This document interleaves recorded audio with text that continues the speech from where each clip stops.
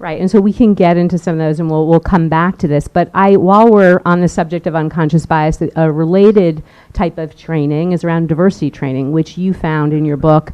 There are tremendous failings, and again, it really has often led to the alienation of men. So can you talk about some of the problems with traditional diversity training and really how to address them? Right. So actually, traditional diversity training has failed, particularly for women and African Americans. There's actually a Harvard professor who looked at 30 years worth of diversity training at more than 700 companies, and he concluded that for women and African American men as well as women, it made things worse. Actually, not only didn't work, it made things worse.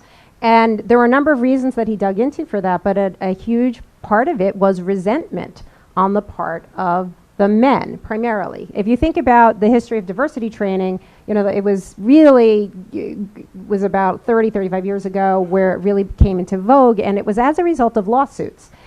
And what he found is that this professor found that if any of this training is done in the name of legal compliance, that it backfires, and that a huge reason is this resentment.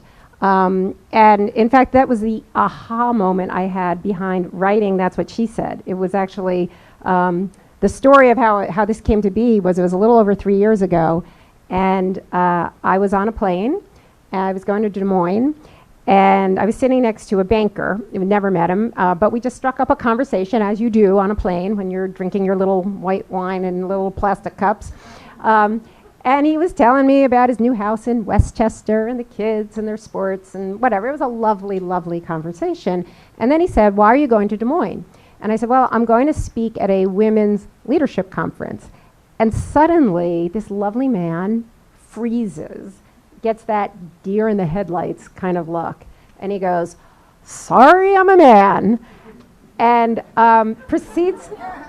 proceeds to tell me that he just came from diversity training at his bank, and he said it was a couple of days of misery, and how he and his male colleagues felt like it was punishment, that they'd been sent to the principal's office. It was like being sat in the corner. And he said that he and his male colleagues came away with one message from that diversity training, and the message they came away with was, "It's all your fault."